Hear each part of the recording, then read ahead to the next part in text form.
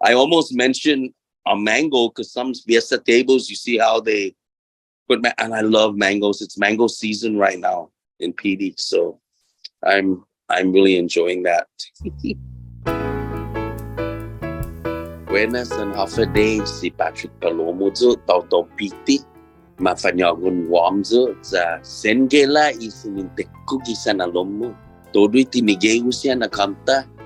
Ginin adzo na sinenti. Za zawa na besangan. Za pwede mohon ma-accepta siya loki hamzo ni manhobin. Isanalomo na mangela hamzo bangkoy. My name is Patrick Palomo. I'm from the village of PD. I wholly embrace however anyone wants to put it. I like to say Gela because it's our language. And the gay part of me is something that had a lot to do with the music that came out. And just like all of you who are Gela, it's all about beauty and love. And that's how I, hopefully that's how I'm thought of about and accepted, especially among the circles of all of you and us that feel and have that universal connection. With this Gumagela, especially with the very, just the artistic nature of a lot of our Gelas, and the intelligence and the intellect and just the depth of what these, people don't really realize that, but when people feel different from what the norms are considered, there's a very, it usually comes with a very artistic inclination, right? I just wish everyone would just be accepted for their own uniqueness. But when I hear that name Gela, and then I realize just the vibe it brings out of me and just seeing how organized your Gumagela is, I think I prefer to be called that than even gay. Gay is, I guess it could be such a universal, very wide term. No wonder why one of my mom's brother-in-laws, when we were younger, he always used to call me Miguela. And at that time, I couldn't sometimes hide the way I felt some femininity or, because I think at that time I remember using my shorts that were really tight and short. And everyone was just raving over how nice my legs were, and stuff. So whenever my uncle would see me, he goes, "Hey, Miguela." I wonder, look at all these other guys. I have middle schoolers now telling me that they're LGBT. It's one of the first things I tell them. I go, "You're still young, but if you're thinking about that and you get into some form of art, there's already organized groups that can embrace you." I tell them, Gumagela, Oh, I was first introduced to music at home at a very early age because both my parents, they played music. My mom played piano, my dad played guitar. I mean, I woke up every morning to listening to my dad practice. And he played his records a lot, and that explains actually, a lot of times people consider me a jazz musician, but it's just that I grew up listening to a lot of this music, the early forms of it, and realized that it's quite, a universal way to express yourself. That, along with my auntie, who I have to make sure I talk about my auntie kid, because it also, having that relationship with my aunt and that unconditional love, she was the one who taught me the novena songs and was our nanny at home. In my very significant years, she gave me my first piano lesson, showing me chopsticks. And then from there, I was just always at the piano. But I was always trying to play something that wasn't really a standard thing. I was always just trying to make a song or create something that I would call my own way of exercising or playing this. So that early influence led me to that at a very early age too. Since as far back as I remember as a kid, I would stay up at night because I hated to sleep. I had this eccentric thing about me since I was a kid that I couldn't fall asleep unless I just was absolutely sure that everyone in the house was asleep and okay. And maybe that was just my excuse to stay up. And practice really quietly in the piano. And I think it was way back then that I discovered that when you play a piano lightly, there's just other tones that come out. And then I find out later on, that I was developing something as a kid called pianissimo touch, or the very light touch, and trying to do it evenly, maybe because I was trying not to make noise to wake up, everyone, but just to play as softly as possible. Then I find out that that's one of the most difficult technical things to do evenly, is to play soft. It's easier to bang and hit hard. When you play soft tones, there's a different vibration that comes out, but the vibration is still there. It's very peaceful and loving. Right now, my hope and vision is to have this continuance of the younger generations coming up to keep trying to embrace our culture and our identity, because there's so much beauty and so much to learn from, and so much to feel like, a part of yourself, because that's who we are. I just want to keep seeing it flourish.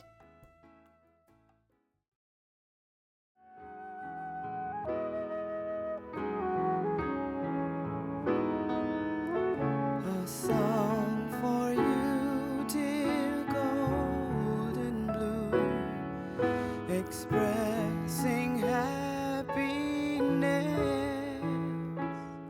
With that song Golden Blue that's in my PD Village album, it's one of the few songs that I have lyrics for, that I have out there with my music. A lot of times it's instrumental. And so my friend Kenny Washington, who incidentally just a couple of years ago was up for a Grammy. He won second to, I forget the other guy's name, as a jazz vocalist, because he's made a name for himself. Anyways, make it short, he sang that song for me, and he sang it the way I wanted it, just because he knew my significant other, whose name was, his name was Jonathan.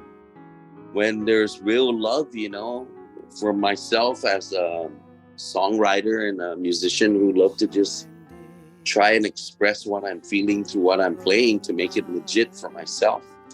I found a lot of inspiration and ways to express that artistically, and I felt really good about it, because it was, it was a genuine feeling. I wasn't like trying to do something just because it was the popular thing to do.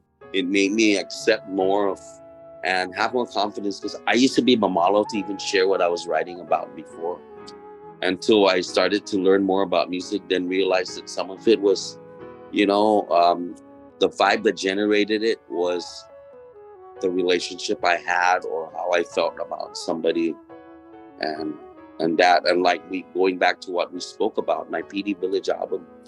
At the time I wrote that album, and the creativity was born out of that relationship I had, and just the dynamics of the love that we felt for each other, and his own personal creativity, because he wrote a lot. In fact, he just sent me a poem that he wrote recently. And he wrote short stories, and then he was also very artistic, and he was a legit baker. He could bake, from scratch and all that. So that type of thing, attracted me. And then I was so inspired to write songs out of what I was going through with my relationship with him.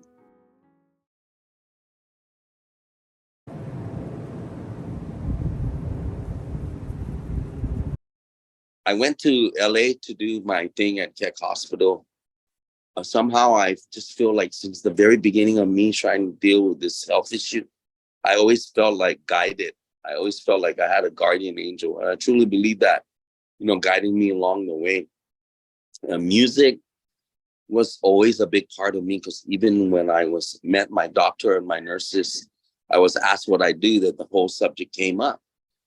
And so at the hospital, for instance, when I was released a couple of days after my surgery, there was a piano in the lobby, and one of the ladies that was taking care of me, the nurses and the doctor's PR person, she said, "Hey, do you think you might be able to play a song or two? We want to invite the CEO down if you feel like it." I go, "Sure."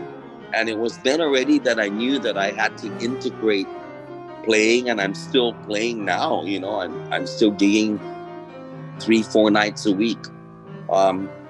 Integrated into the healing process, because now that I'm also teaching, I'm discovering that because of all this experience I had, that music is a great healing, you know, way to deal with whatever, you know, and so that has become really big for me.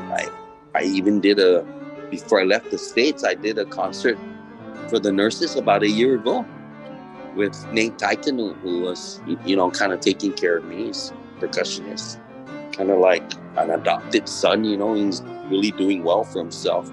But he came and played cajon for me, and the hospital produced a show for 1 hour. They had a nice grand piano there.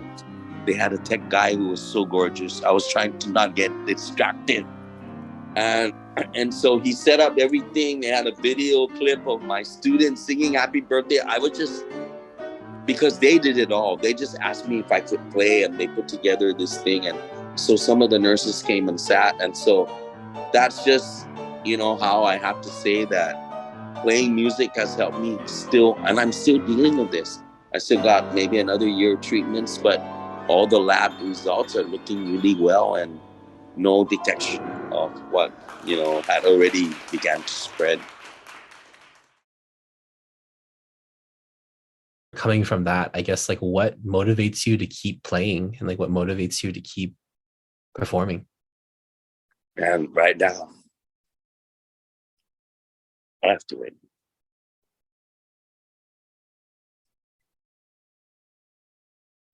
It's my mom.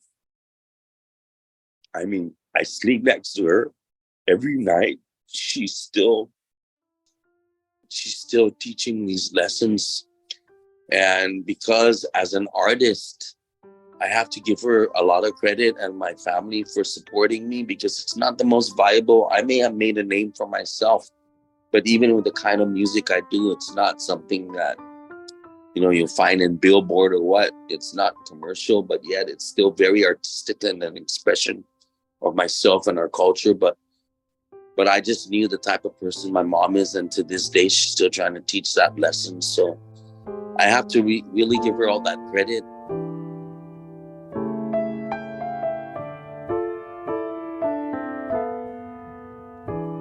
Me integrating, you know, I might sound weird here, but integrating my healing process with her, who's just hanging in there, and I keep telling her, hey, let's do this every night. I don't mind sleeping with you. I've been through all my relationships and my significant others, you know. Now it's time for me to kind of give that time back to my mom. And I know that a lot of Gelats have that duty, because a lot of families in our culture kind of put that responsibility in them. But I think because of our nature inside, that a lot of times people may not understand, we have that nurturing vibe, you know, because we want to just take care of our own. I think eventually, the older I got, and with all the experiences I went through, so it's a big deal for me.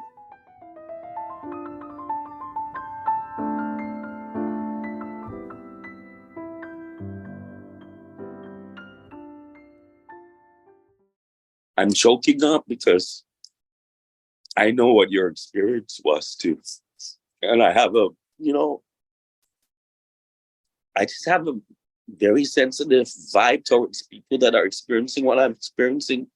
And a lot of times I try to connect with them just to let them know that, hey, we can lift each other up, you know, that kind of thing.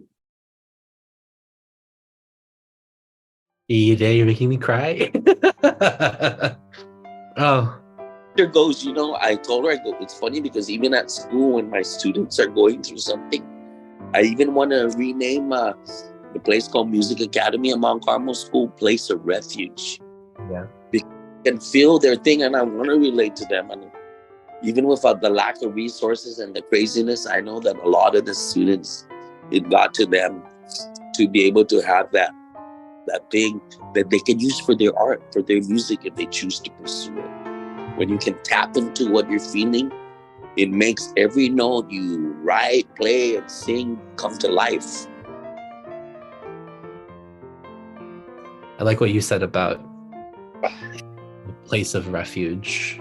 I feel like that's what art and music has always been for me too. You have any advice or words of wisdom that you want to offer? Yes, the advice is, Sen Bonita Hamyo, you are so beautiful. Use that as a way of inspiring you to tap into whatever. Don't let anybody let you think otherwise. That's what makes us unique, and it's that kind of beauty and that kind of extra quality that maybe people cannot even understand, but we do, because the way we feel inside.